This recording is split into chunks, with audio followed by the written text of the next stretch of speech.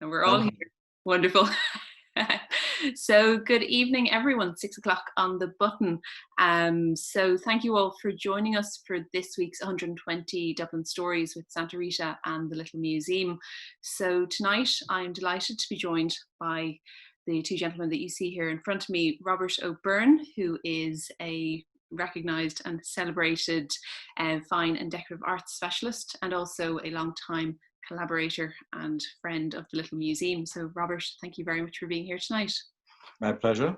And then we're also joined by the head winemaker of ultra premium and icon wines within Santa Rita, Sebastian Labbe. So Sebastian, thank you also for being here. Thank you very much, Sarah. But I believe it's good afternoon rather than good evening. I think you're at. Yeah, exactly. A bit of a time difference here. So Sebastian is joining us directly in from Chile this evening. And so Sebastian, I really appreciate you taking the time. And I guess before we jump into stories and conversations for the evening, you might just tell us a little bit about the Medalla, the gold label Cabernet Sauvignon that we're tasting this evening. Could you tell us a little bit about that grape variety? Okay, well, yeah, Cabernet Sauvignon as a variety that you probably have drink many wines of that variety before, has been a strong pillar of the story of Santa Rita and the story of the Maipo Valley, a variety that was brought into Chile actually by the first settlers. We've been actually gaining over time. Vines have been grown here, you know, for around 250 years. So there's a bit of experience and adaptation of this particular French cultivar to the conditions that we have here in Maipo Valley. And through that, gold medal has been for us a way to express a different character and to take a little piece of Chile to the rest of the world and try to show what's our appreciation of this variety and how it performs in these particular soils at the foothills of the Andes ranges. Okay, and so this is the gold medal, the wine that we're drinking this evening. And in sampling and tasting that, what flavors and what notes might I be able to taste? With this, you know, we're taking the approach for specifically for this specific wine and range, actually to try to show the more riper side of this variety. We have several types of different Cabernet Sauvignon grown here in Alto Jahuel. This is a wine where you see a lot of actually darker fruit. You get a lot of plums, a lot of blackberries, but also you have something that is very characteristic of this place, which is that kind of that herbal notes or little cedar notes that are kind of characteristic of this particular place. So it's a wine that you would expect probably some softer tannins, very rounded and silky, but also you have the backbone and the structure of a Cabernet Sauvignon that you can drink young, but also expect some very good aging in the wine, you know, for a period of time. It's beautiful. There's a lovely mouthfeel and mouth taste to it. So it's my first time tasting this one. So thank you very much. You're welcome. If people are joining in with the wine tasting this evening, or if anyone has questions for Sebastian or for Robert as we're going through the evening, please do pop them into the comments section and we'll make our way through a few of them over the course of the evening. And Robert, I'm going to come to you for our first story of the evening. Mm-hmm. So your most recent moment working with the Little Museum has been in curating our Diceman Exhibition, which just opened only a couple of weeks before this. I know. It got in just in time. It was a close run thing. It's very funny to think, you know, when we opened it, which was towards the end of February, you know, one expected it to be running on. I think the notion was to close it around now or a few weeks back, instead of which, of course, it went dark after just a couple of weeks. So I'm not sure how many people had the opportunity to see it while it was actually, well, the space, like all spaces, was open.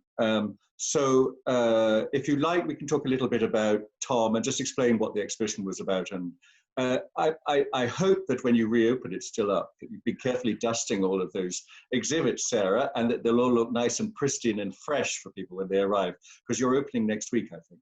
Indeed we are, and I can give you the good news that yes, the team have been in for the week, and we were due to close the Diceman Exhibition 2 weeks ago, all going to schedule. No, we've decided to extend it for another few weeks because it's a story that deserves to be told and to be given enough time to actually allow people the opportunity to come in and see it.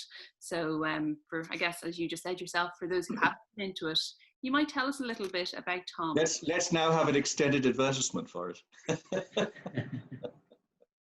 So a lot of people of a certain age would know who Thom McGinty, the Diceman, was. But I think, he died 25 years ago. We opened on the anniversary, the 25th anniversary of his death. And actually, I was just thinking today, I think this weekend is supposed to be Pride weekend, if I'm not mistaken. And Thom took part in the very first Pride in June 1983. Okay. So there's a direct link there. So it's very good that at least the exhibition is reopening next week to connect all of that. And as I say, there'd be a lot of people, certainly anyone under the age of 30 probably wouldn't be familiar with Thom. He was very much a character. And one of the things that's lost, not just in Dublin, but most cities, are street characters who are known to everybody, who are familiar sights, who become almost part of the fabric of a city, of a town. But because of the way cities have changed in recent decades, they've been lost. And Thom was really, to my mind, and it was one of the things I was quite keen to bring across in the exhibition, that he was the last example of the street character who everybody knew. He didn't know them, but everybody knew him. He was immediately identifiable. He was part of Dublin, and people came to Dublin, they would automatically look out for Thom. He was part of Dublin, say, the way Bewley's is part of Dublin. He was a living embodiment of the city and her character. And he inherited that role from generations of previous characters. There had been one, for example, earlier in the 20th century called Johnny Fortycoats, because he wore so many layers of clothes. And then another man called Bang Bang, who was famous because he used to jump on public transport and take out a fake gun and shout, "Bang Bang." And everybody knew that, so they'd all pretend to die. And he would have fake fights, gunfights with people on the streets. So Thom, in a sense, inherited that mantle, or in Johnny Fortycoats' case, all of those mantles. And he became the face, as I've said, of Dublin. And it's particularly interesting because he actually wasn't from Dublin, and he always retained this very thick Glaswegian accent all his life. And I wonder if there is a backstory as to where he himself got the name the Diceman. Yeah, there's a very easy, thank you for that prompt, Sarah. There's a very easy backstory. As you say, he came from Glasgow, but his parents were both of Irish origin. His father's family were from Donegal, his mother from Wicklow, and he did come back and forth to Ireland as a child on a number of occasions. But after leaving school, he actually started to study to become an accountant. It's inconceivable if anybody ever met Thom McGinty to imagine him as an accountant. I certainly wouldn't want him sorting out my finances. But anyway, so he gave that up after a year, and he then moved on.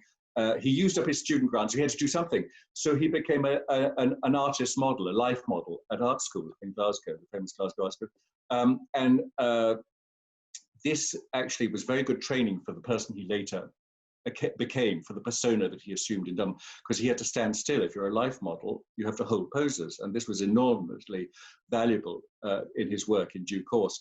So he did that for a few years, and then he decided, he thought he had a job in Dublin at the College of Art here. So he came over to Dublin 1977, thinking he had a job, and then discovering he didn't have a job. Oops. So he lived for a few weeks on whatever bits of money he had and selling a few items, and then he ran out of money. So he ended up becoming mendicant, having to beg for money. Now, and he said himself, he couldn't sing, he couldn't play a musical instrument, he couldn't do any of those things. So he went to, again, you have to be of a certain vintage, even you're much too young for this, Sarah. There was a place on Stephen's Green called the Dandelion Market, where the Stephen's Green shopping centre is marooned now. But anyway, Dandelion Market was this wonderful open-air, old-fashioned market, and he just sat there with a sign saying, "I love your city, I want to stay here, but I have no money." And people started to give him money, and he sat totally still. Again, his artist model training had taught him that. If they give money, he would give them a wink, which is again one of the tricks that he maintained for his whole life thereafter. So moving onwards, he met various people. He became part of a whole sort of counter-culture scene in Dublin in the late 70s, early 80s. But then again, he was a bit down on his luck, and there was a game shop on a little street off Grafton Street called the Diceman, which sold games of all sorts. And they needed somebody to advertise it. And so he became, you know, a lollipop man, sort of holding a sign saying the Diceman this way. And he took to standing there very still. But he caused a bit of a rumpus with the police. The guards wanted to move him on because he could be prosecuted for loitering if he stood still. So he learned to move very, very slowly. It could take him an entire day to walk the length of Grafton Street, which, Sebastian, if you're not familiar with it, is not that long a street, but nevertheless, he could move slowly, that he could not be accused of loitering. And even though the job with the Diceman ended after a couple of years, because that shop closed, he already had sufficient reputation that thereafter he was asked to advertise other things. And that became, he discovered his métier. He discovered what would be his career for the rest of his life, which was walking up and down very slowly or standing still, dressed in all sorts of extraordinary costumes, which we can discuss as well. Yeah, I will absolutely ask you about that. And I might actually just, while we're talking about the idea of where a name comes from, Sebastian, the wine that we're drinking this evening is being referred to as the gold medal, and I understand it was, I'm not going to even attempt to pronounce the French version of it, but that this wine won the Wine Olympics back in 1987. You might tell me a little bit about, I guess, the name, the background, and I guess that as an award. Absolutely, yeah. That's for us. Was a great recognition. Once initially for the area, for Maipo Valley in general, but also for Chile. Effectively, in 1987, there were the Paris Olympics, which was basically a blind tasting of different wines from around the world. I think normally blind tastings are kind of competitions or evaluations where you really see actually your wines actually performing, or what's the kind of real quality you're actually providing or making. And it was actually in this year that we were very surprised in 1987 that our 84 vintage of Medalla Real actually won the gold medal in this actually blind tasting held actually in Paris. And for us was actually a recognition and kind of an eye-opening that the quality and the potential that this actually valley, the Alto Jawel in Maipo Valley, had actually for this particular variety. And that's actually why we gave the name to this particular range or to this particular label. So Medalla Real, but the gold medal, it's actually what really take us back to that specific recognition that actually placed Maipo Valley, Chile, and Cabernet Sauvignon from this area, you know, into the palette of the world in that matter. So it's a kind of a unique recognition for us, and something we still feel very proud of, and that's the kind of commemorate all that kind of recognition. And I guess that's something I guess I'm curious just thinking about on that. I know in the museum world we have the couple of awards that are real measures of external success, that are measures that external organizations have said, we agree that what you're doing is really quite wonderful. What would be the one or two awards that you as a winemaker actually really pay attention to? I know I'm just curious to be able to Google. That's a really good question, Sarah. I think you know, in terms of wine in general, it's actually something different, something exactly difficult actually to put actually in perspective, because actually we're a wine that could be fabulous for you, it might be different for Robert or for myself. So it's basically about, but there is an area where you start, especially that's what I really like about blind tastings, especially when you are comparing wine from different parts of the world, when wines are tasted on one particular opportunity. And I think there's nowadays some of these blind tasting held by, you know, magazines, whether it will be, you know, in the UK, in Ireland, or in the US, on different markets that have gained some recognition over time. And that's basically about how real and relevant these blind tastings tend to be. I think these Paris Olympics, where they basically open up to the world actually to be sending, you know, wines and being kind of testing the quality of different producers from around the world. It's what's really causing what's the recognitions that you're normally the wine industry looking after. That's kind of what we're basically always focused in terms of trying to be part of these tastings where they take the opportunity to put in their perspective different wines from different parts that can really compete against each other's. Okay, and so Sebastian, your own work is, you're the head winemaker for the ultra premium and the icon wines within Santa Rita. Could you just explain what an ultra premium and an icon wine actually is? Yeah, that's normally a great question. Always comes up with say, what is the ultra premium, super premium? Well, initially everything gets defined actually at the end of the day by pricing. I'm kind of a little bit actually trying to explain how we do make those differences, because at the end, you know, the retail price of any particular wine kind of puts it up in a different part of the market. In our case, it's something a little bit more. Normally, the higher the prices the wine tends to be, it's because they are coming from a location, from an appellation, they are more limited. So there's basically a scarcity in terms of the production that you can make. And also linking to that matter, it's the place of talking about a place, talking about the origin, how a wine can really tell the story of a particular place where it comes from. And I think, you know, that great term, French term of terroir, for example. So that sets that why a Cabernet from one particular appellation could be different from a wine from another appellation. And they're just basically a few kilometers or a few 100 meters apart in some cases. And probably wines of one property can triplicate or quadruplicate the price of the other property. I think it's got a lot to do with history, with tradition, with consistency. At the end of the day, what you're trying to do is just making a wine, because, you know, any of us could make wine actually with grapes, but actually to have the consistency, the character that can lead you to a particular place, I think that's what you're linking towards the upper part of the market. But nowadays, it's definitely something defined by price. And it's definitely what sets what's an ultra premium and a super premium in sector within the market. So it's something really complicated to understand, but I think normally try to link it to the volume that any producer is able to make, and how it can keep a consistency or a common denominator between particular vintages that are going over a period of time. Okay, that's no, thank you for that. It is fascinating, because it is, you sometimes hear this terminology, and if you're not in the industry, it's just to unpack what it actually means and what the background is.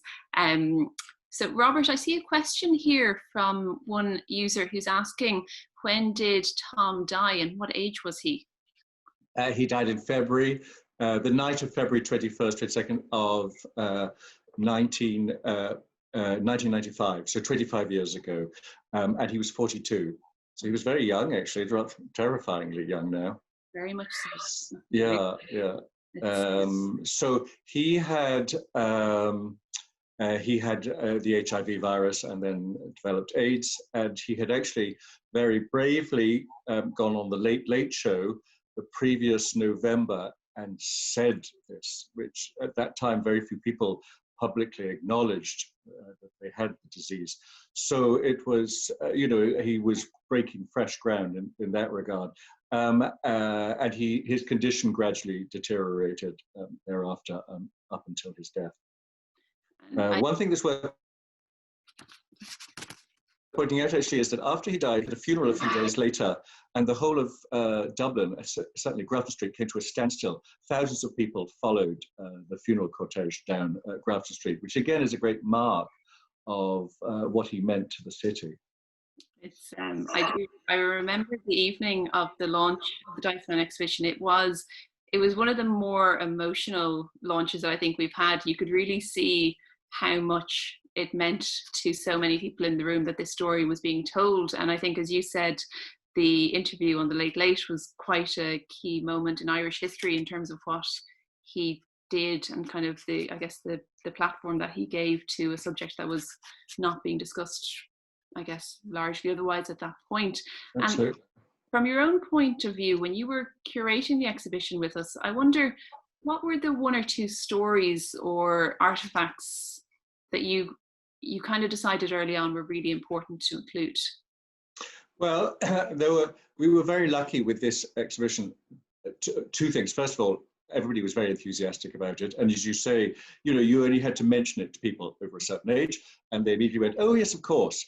And secondly, Thom inspired great loyalty amongst people, particularly amongst a group of old friends. And there were three that were very passionate about him and very passionate about making sure that his story was told and told properly. They had to check with them that they were happy with it all. And those two, Aidan Murphy, who had worked with him for a long time and had become, in effect, his manager. And Aidan actually was a civil servant. It's sort of curious. One of the, again, rather like Thom's career evolved, Aidan's evolved in the same way that Aidan had been a civil servant, but had got to know Thom. And poor Thom, as he was slowly progressing down Grafton Street in those days, was endlessly being poked and prodded by people. And I think at least twice people tried to set him on fire just to try and get, because he was completely straight-faced and nothing moved. So, people would do things like stick a pin in him, and he would come home all bruised and battered, and as I said, on a number of occasions, even slightly singed. So Aidan became his sort of minder, and then that evolved into being his manager. So it was Aidan, Susie Kennedy, who's a wonderful character, who again was an actress for a long time and a great supporter of Thom's, and then Mick O'Dea, the artist. And so they are really the three kind of caretakers, so to speak, of the legend of Thom. And the great thing is that they've kept all this material. So we actually had heaps and heaps of material. But the two things that I wanted to have were some costumes, and there are some very good costumes in the exhibition, which people will see, because Thom's appearance, that's what it was all about. When you're standing still or moving very slowly, the way to make an impression is how you look, because you haven't any other means of conveying an impact to your audience. So and then the other thing was that Thom himself made masks. So we have a number of the masks that he made, which were, again, very much part of his persona. And these have been held on to by Aidan and the others. And so they're also included in the exhibition. Olwen Frere, a wonderful actress, who again was a very old friend and admirer, she has donated for the exhibition's duration one of the masks of Thom that she kept, for example.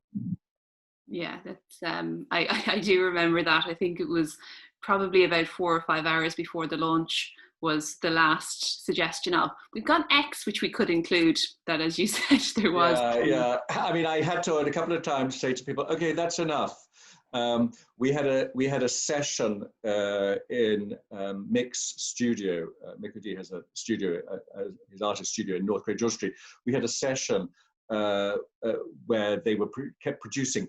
Oh, and then we've got this, and then we've got this, and then we've got this, and we're having to say, okay, that's enough. Okay, no more. We have to call a halt here now. I had to say, these are the dimensions of the space. This is the limitations.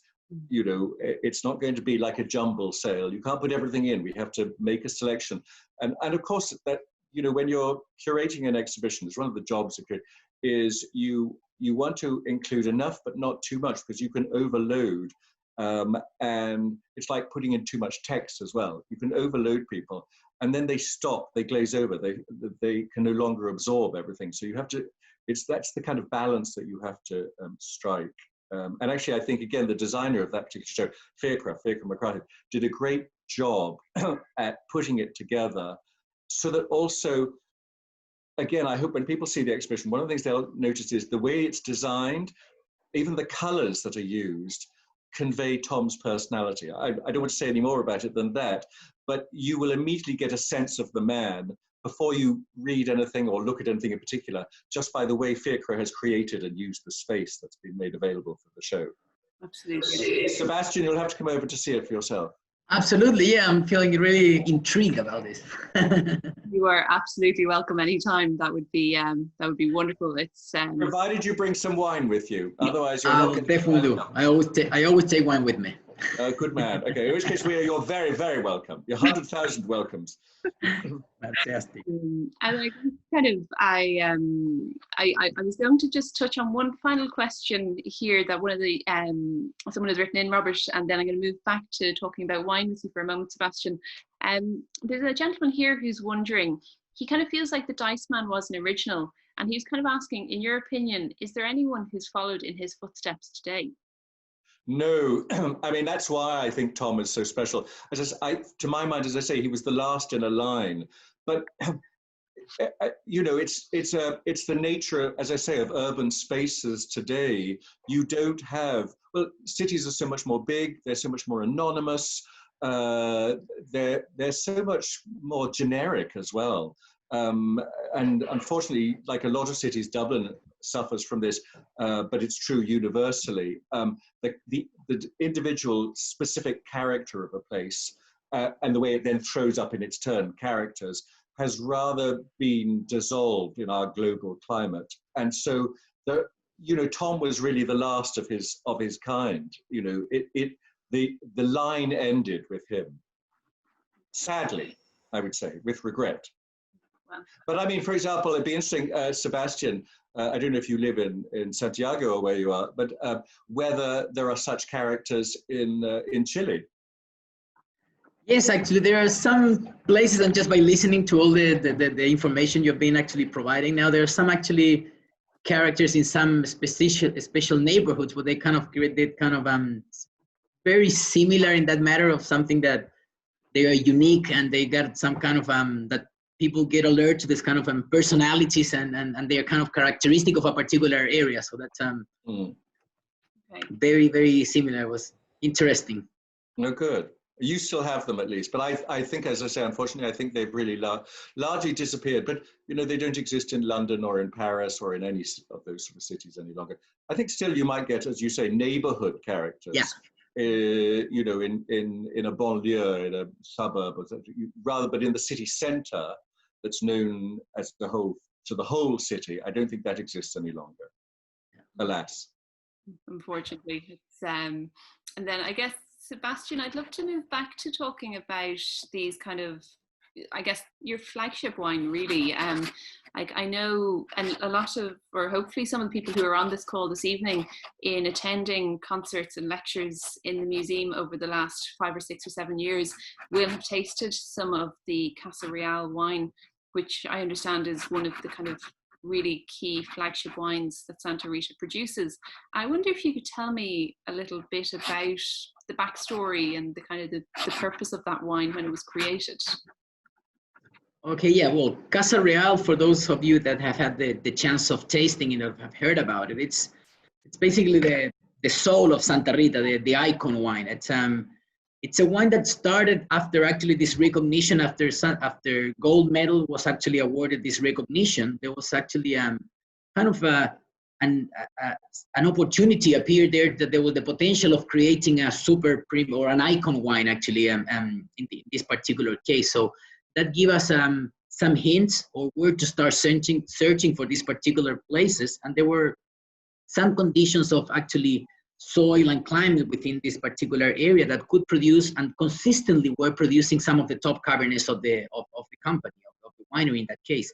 And we decided as a group in the mid-80s just to start looking for those different blocks of Cabernet Sauvignon that could produce a wine that has a unique personality and a unique character. So the first vintage of Casa Real was actually in 1989. That's the first official vintage. But the attempt of making a wine like this normally starts probably like a decade earlier with trial and error until you find the spots that are specifically, because that's kind of very unique that sometimes you find a block which is maybe 2.5 hectares and they're not the whole block can give you the quality. That's the greater known about the vigneron or the concept of wine growing that we work very strongly here at Santa Rita in identifying those spots, those different parts of a block that could produce a greater wine. So Casa Real has been the result of all their experience and generation and tradition of making a wine with a sense of place based on this discovery and the recognition of the Medalla Real gold medal. So that actually has been the inspiration, and that's what Casa Real it's at the moment. It's probably the best Cabernet Sauvignon we could make from this particular area.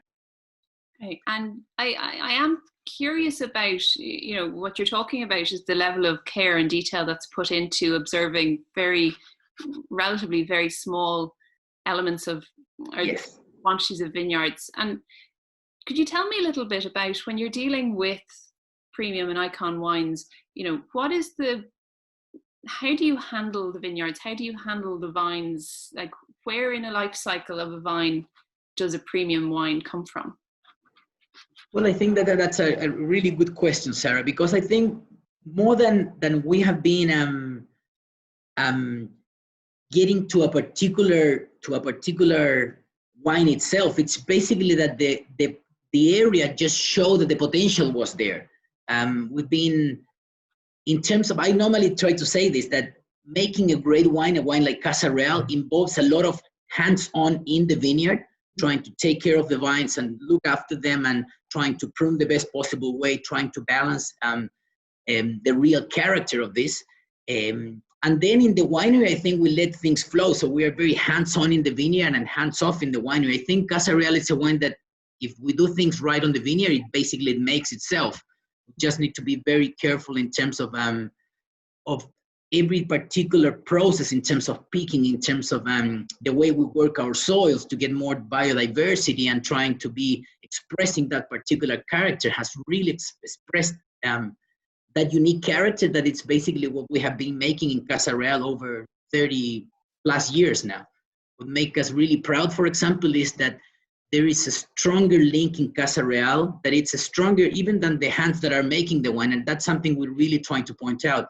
So I think in this case, I'm having the opportunity or the challenge and the responsibility of being responsible for this wine. But in the past, Cecilia Torres, she was making the wine for around 25 years.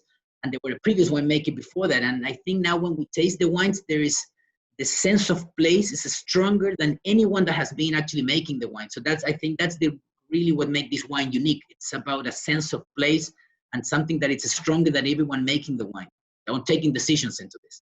Okay, it's fascinating to hear, because I think here in Ireland, in the kind of food world, there's been a huge focus in more recent years on the quality of your produce and using really good, fresh raw materials or raw ingredients. And so it sounds like very much your ambitions with Casa Real is the same. It's invest the time into nurturing the grapes to then be very hands-off in the latter stage. Absolutely. And absolutely. So I guess, as you mentioned yourself, Celia Torres was producing this wine for nearly 25 years, and you've taken it on yourself in the last number of years. Like, what does the future of Casa Real look like? What are your ambitions for it? Well, I think one of my biggest ambition, for example, is that just to be unnoticed in one matter. I think I need the wine to be stronger than anything else. Going back to the same topic we were talking before. It was definitely a big responsibility and a big challenge to be in charge of a wine that carries all the weight of being one of the ambassadors for Chilean Cabernet Sauvignon.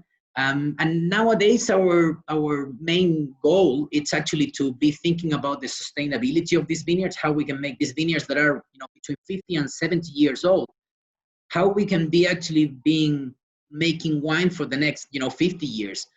As we know that vines, like human beings, they have a life that starts and then it ends up in some stage. We're not going to live forever, neither the vines. We're in a strong program now of actually isolating the massal selections of these vines and actually start propagating and planting now the vineyards that we will be going to be making wines in the next 50 years. So it's a constant renovation of around 10% of the blocks that we have planted. That it's a year-to-year work to making sure that as vines are dying, there are new blocks that are getting into production. So the biggest aim that we have is to make sure that at least we have the vines and the vineyards to be making Casa Real for the next 50 or 60 years. It's fascinating. It's you have a job in an industry that I just find incredible to try and learn about. It's quite alien to us here in Ireland, but it's wonderful to hear. So thank you for being so open. Great opportunity for us to be talking about wine. It's an industry. Like normally from the outside, like any industry, seems a little bit more interesting. It's a tough industry. It's competitive. But I think we're dealing with something that is very alive, and something that you get to see the result not over a particular year, but also about the culture, the people behind. So I think I feel very lucky about being involved in wine growing in this case. Okay, and I think Sebastian, I think Sarah's volunteering indirectly to be your chief taster. Oh, definitely, yeah. Then we got actually. I think that's what she's hinting at. That's subtle, sorry. It's too subtle. I have to be more explicit on her behalf. well, thank you very much. You're welcome. But actually, kind of, I guess on that, like I was looking up your own background, Sebastian, and I understand you studied in New Zealand and then did some training in Australia and then came home to Chile, where you kind of subsequently developed your own career. Like, how did you get into winemaking? Was it always an inevitable, or was it a choice? What was? Just wine came across my life. You know, it's initially I moved to New Zealand in '98. It was basically a 1-year trip that ended up basically changing my life. I had to learn English, which wasn't my native language, and it's not yet. You can probably hear my accent, but it's you know, by learning English, I found the best opportunity was to be working at a restaurant, and I ended up in a restaurant that was very concentrated on wine. And then the sommelier that he was working there, he was really passionate about wine and said, "Oh, this guy's coming from Chile, you should know about wine." And then we kind of connected, and then we were tasting and discussing. And then I ended up working doing a growing season in one of the valleys in New Zealand, in Martinborough, in the south bit of the North Island. And that kind of connected everything. I always wanted to be working outside, working with nature, and then always had that kind of scientific part of them. I think they just merged. And it gave me a really interesting approach of being, to really think about the Kiwi culture in general, being very hands-on and doing things on their own, fixing stuff. And that's something I try to replicate here. I try to get as involved in the process as much as we can. Sometimes as companies grow a little bit bigger, you get a little bit more into the managing positions and trying to manage all this. But we always take time actually to go and prune the vines and go and, you know, racking barrels and be actually, you know, feeling the wine with our own hands. And that's something as a wine philosophy we try to maintain. And that's a lovely journey. It's lovely. Thank you for sharing that. I guess kind of, Robert, I'd be curious to ask you the same question. So obviously a career in writing, decorative and fine arts, like how did your career evolve and come about? I have no idea. No, I've had multiple careers doing all sorts of different things, but they've always, at least to some extent, revolved around the visual or cultural. At one stage, you know, I set up an organization which is still going back in the 80s called the Music Network, which promotes music all around Ireland, organizes concert tours and so forth. That was back in 86, I think I set that up. On behalf of the Arts Council, you know, so I've done all sorts of things. I've been a museum curator, and then in the 90s I started to write. So that's really more recently, and I worked for the Irish Times for quite a long time.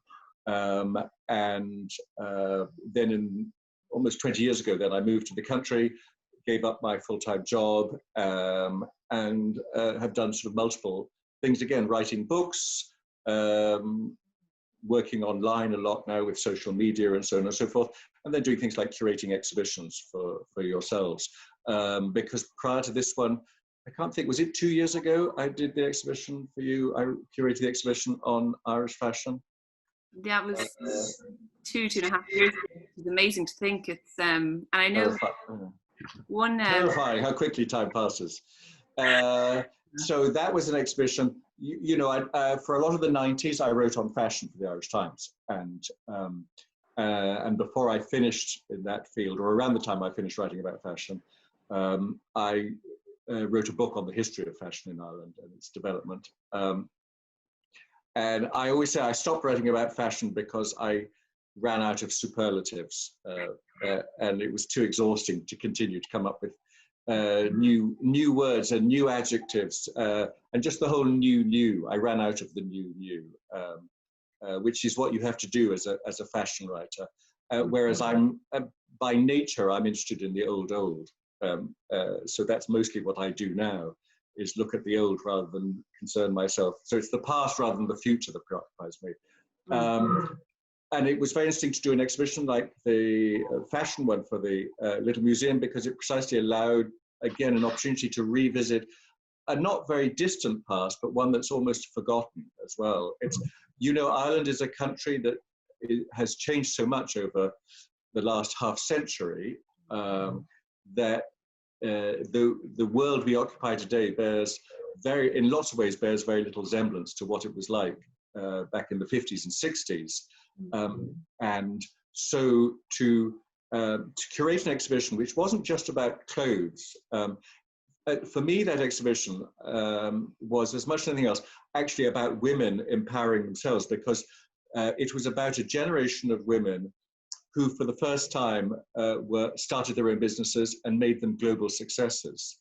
And that's one of the things that's frequently downplayed in fashion, was that it was an opportunity for women to use their initiative, to use their entrepreneurial skills, to create jobs in Ireland at a time when there were very few, and to reflect a new Ireland as well. As much as anything else, they were, because they were young women, who were successful, they were a boon to the tourist industry, and to industry generally in Ireland, because they presented another face rather than the traditional poor Irish living in whitewashed cottages, with far too many redheaded children playing outside, with just the occasional donkey for company, and so on and so forth. This was a totally different vision. And actually, to go back to Thom McGinty and what we were talking about, the Diceman, again, what he offered was again another alternative, more open, more liberal, more generous society than had hitherto been seen in Ireland, in a very open, taking it for granted kind of fashion. What's interesting about someone like Thom McGinty is he never seems to have sort of said, may I? He just did and took it for granted that people would. But there was one famous incident, and I'm very keen to just mention this, where he actually was literally halted in his tracks by a policeman. And it was in June 1991, and this is again in the exhibition, where he was arrested on Grafton Street on grounds of indecency. So he was wearing, Sebastian, he was wearing not very much, frankly. He was promoting a production of the Rocky Horror Show. So he was dressed like Frankenfurter. Is that Frankenfurter? Is he the main character? By the way, a little bit of side history. I am sufficiently old to have seen the original Rocky Horror Show in London, when it was off the King's Road, back in 1973, 74. I insisted on going and taking my sister and her boyfriend, who were gratifyingly horrified by the whole experience. And I was a teenager and I was perfectly thrilled. And immediately when I went back to boarding school, I tried to teach everybody how to do the time warp. Anyway, so that's a very, very long time ago. But so Thom was promoting this on Grafton Street, but because he was wearing not very much, he was wearing a basque and corset and fishnet ties, he was arrested for indecency, and he was actually brought to court, and he was prosecuted by the state for his appearance. Wow. It was the only time that happened. He did get a sentence, but it wasn't of any great consequence. It was sort of suspended sentence. So, but nevertheless, he just took it for granted. There were a few amusing moments, like the judge asked the policeman, the guard, as I recall, had he taken the objects off, and he said no, because he wasn't wearing anything else, so he couldn't actually. If he removed the few bits of clothing that Thom had on for evidence, there would have been absolutely nothing left, and he would have been doubly exposed, so to speak. So the thing about that case, by the way, was it got enormous publicity all over Ireland, but also internationally, and it was one of those incidents which forced the Irish people to look at themselves and say, is this who we are? And it wasn't intentional. That Thom didn't set out to change things, but he did just by being himself, and that's what makes him so important, I think, in Irish social history. And one thing I thought of anytime it crossed my mind when you started speaking about the Ireland's Fashion Radical exhibition, it was around the time that you produced that exhibition with us that I know, looking through the content that the exhibition spoke about, we realised that we hadn't really given a voice to the women's history in the Little Museum to the extent that we wanted to. And I remember Trevor and I having a conversation about it one day and kind of kind of thinking, I'm the most senior female in this organization. I should probably go about setting up a tour if I want one, shouldn't I? And he looked at me and we both laughed, and we got a PhD student to start working with us a couple of weeks later on Irish history, and a women's tour has subsequently developed from that, which is now a tour that we run in the museum every week. And so I guess I owe you a thanks for that. So for the motivation. Who knew? Again, that was one of those unconscious and unintentional things that happen. But I mean, I think there is more opportunity to explore, you know, women who are entrepreneurs and are groundbreakers, almost by accident, so to speak. Because I think frequently, you know, sometimes change happens very intentionally. People set out to change. And sometimes, as I say, in an instant like Thom's in June 1991, where he's arrested for indecency, it's entirely accidental, but it obliges people to look at themselves in a mirror and say, what are we about? And is this really who and what we want to be and how we want to present ourselves? And that results in change as a consequence. Absolutely. I would dare say that this moment we find ourselves in is actually one of those moments of accidental change. It could be argued, but I don't think you'll find anybody to disagree with you. I doubt it. Sebastian, I'm conscious to get through a couple of the comments that a few people have written in with here. A woman called Emer has written in asking the Cabernet Sauvignon that we're tasting tonight, what would you pair this with if you were putting a food pairing? That's a great question. Normally when we actually think about wine, normally it's a food matching or something that go with food. One of our actually ambitions over making wines in the last, I would say, 5 years has been actually to kind of get that double functioning where wines can be very good food matchings, but also one that can be drunk on its own. I think that's something we're trying to be, you know, multifunctional in that matter. And that has been basically by getting wines a little riper with softer tannins. And that means that you have not probably the huge structure in the mouth of wines that are a little bit more friendly, especially in this actually range. But I think this is definitely a wine that you can have with, you know, with beef, actually with pasta. It can go very well with pizzas. But we're trying to make a wine that can go rather with all this fancy cuisine, which could work as well. Something with things that we cook at home, that we can have actually our own, you know, homemade pasta with, you know, some either chicken or something, you know, like bolognese sauce. Or I think it's a wine that can really match with different, you know, style of food.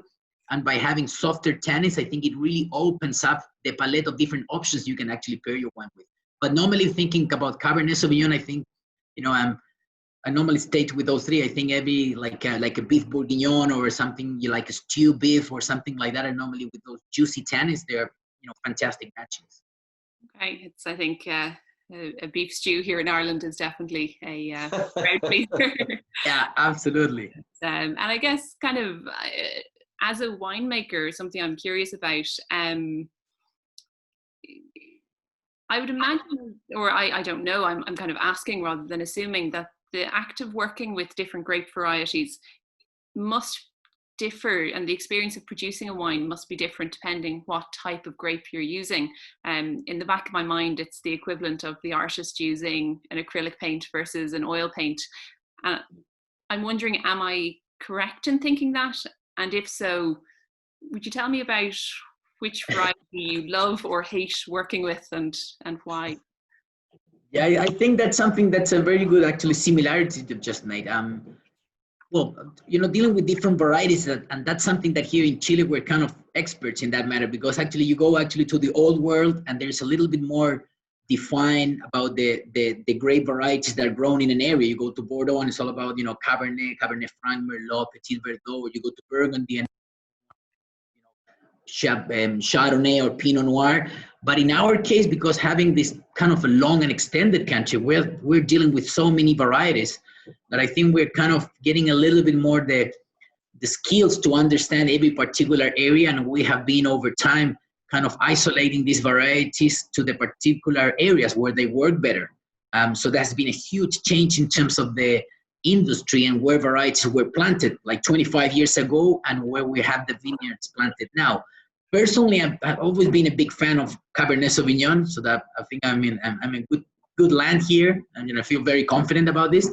But in case of Chardonnay, for example, I've always, in terms of the white variety, Chardonnay has always been my kind of inspiration. And thinking about a variety that is planted in many parts of the world, it can work very well in different climates. You think about, Sonoma Valley or Limarie or, Burgundy or whatever, or different areas, or either New Zealand and Australia. They can make some fantastic wines. And I like those varieties where they are kind of international, so you can be comparing to different styles around the globe. And I think that's the beauty about wine, that it can travel, and the same variety, taking and made exactly the same way, it tastes completely different because of the kind of that specific soul that a vineyard and a particular climate can give to a particular variety. Okay, well, as a Chardonnay fan, thank you very much. It's always one of those things that it's funny. I would never think to order a Chardonnay, but every time it's put in front of me, I'll always go, oh, "This is lovely. What is it?"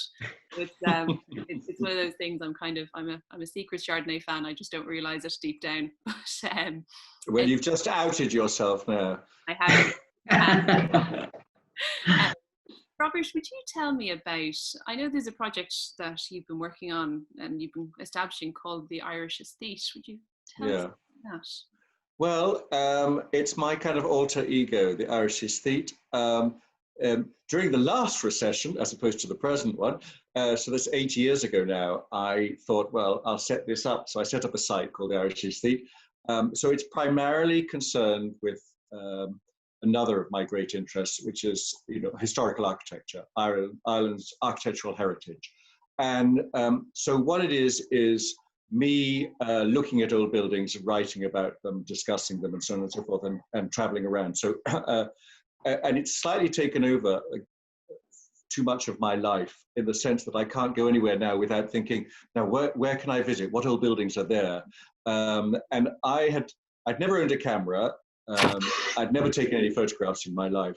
I'm quite hostile to taking photographs. You notice with a lot of people that when they visit somewhere, they're so busy recording it, taking photographs, using video, whatever else it is, or doing this wretched selfie nonsense, sorry, all selfie photograph people, that they don't actually experience the place. Because, and I suspect a lot of people go home and look at their photographs and think, where was that? Because they weren't, so anyway, nevertheless, once I started the Irish Aesthete, I had to start putting up some pictures, because there's no point writing about places if it's something like buildings, unless people can see what you're talking about. So, so I started to take some photographs with my phone, and I've done that ever since. And I produced. Here comes a quick word from our commercial sponsor. I produced a book of my photographs, the Irish Ruins of Ireland, last year, which are old historical houses all over Ireland, so now I'm on every conceivable social media platform. Almost 30,000 followers on Instagram, for example. So I think I could be a kind of in a rather perverse minor corner, called an influencer. If there's such an influencer for people who are interested in old buildings, then I'm that one in Ireland. And I get asked to talk a lot in the United States and elsewhere about Ireland's architectural heritage.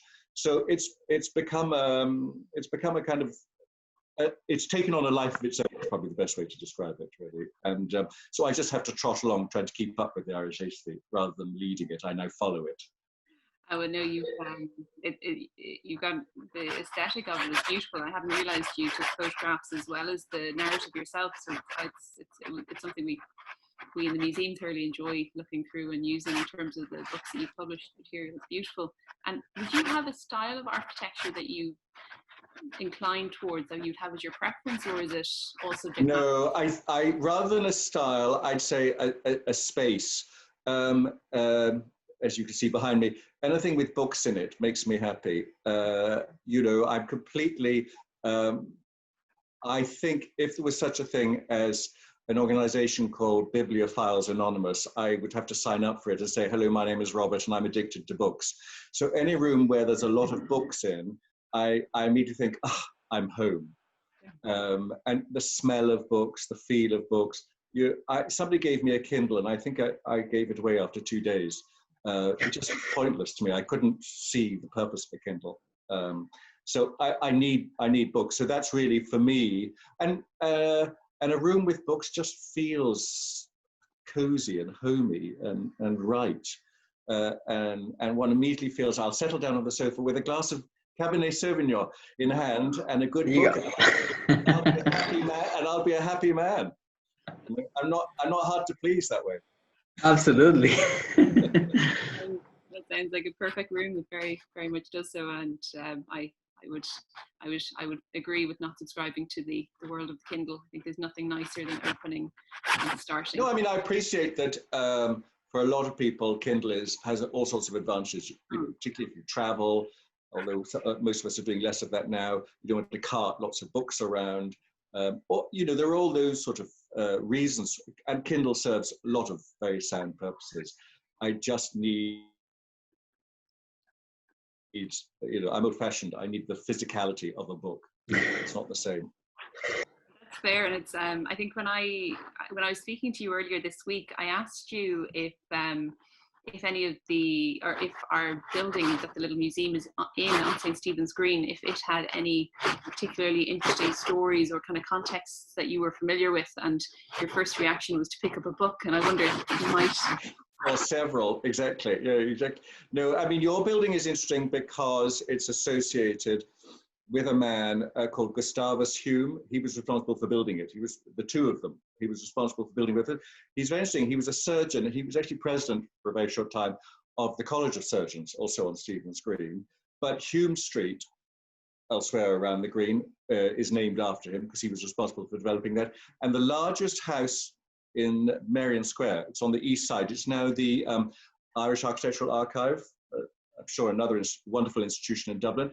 He built that as well. He was so he was that dreadful thing, a developer. But actually, he was a nice developer because he built all these beautiful buildings in Dublin, and he was famous for doing so. Even though he also had a career as a surgeon, he's a very interesting character. So the Little Museum is one of the buildings that he developed.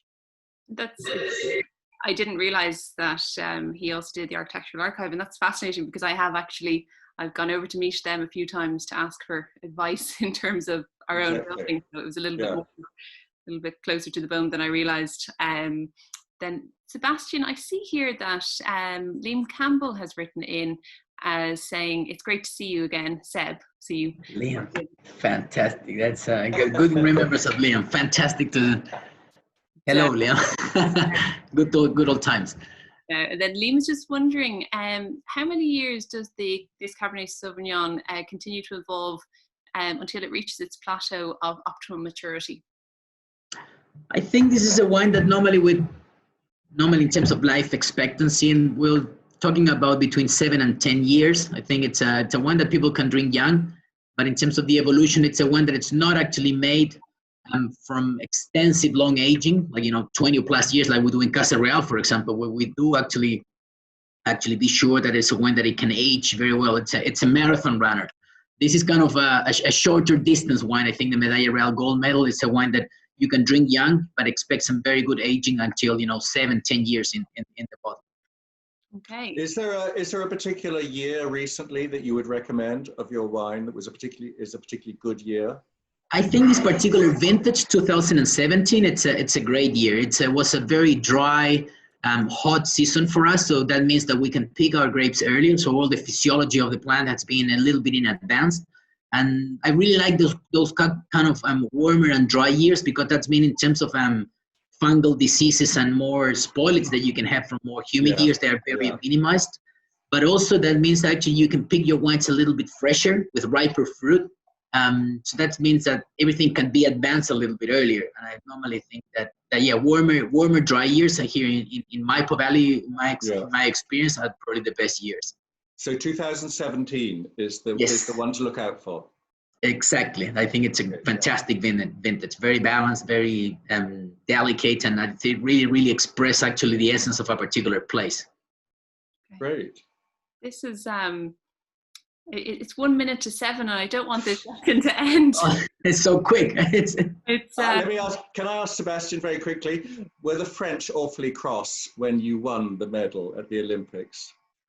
Oof, they should be for sure. Yeah, they actually weren't bad. They were. They were expecting that was the a place where no one else come here. It was a French prize, but I think it was kind of a lot of surprise for that a new world area. I mean, like Chile or Maipo Valley, although with a lot of tradition, could actually be standing up with the top quality of they could be making. And I think it's like winning a football game, on their ground. Exactly, it's like go there and beat them at the Wembley Stadium, for example. Yeah. This is no. They had the home crowd behind them, and they still lost. Exactly. Well, that's it's totally fascinating. But anyway, thank you both sincerely so much for being here this evening. The stories you've been sharing have been just genuinely so enjoyable to listen to. I really sincerely appreciate you both giving your time to be with us. So Sebastian and Robert, sincerely, thank you so much. To everyone who's joined us as well, thank you again for joining us this week. Wonderful news, the museum is actually reopening on Monday.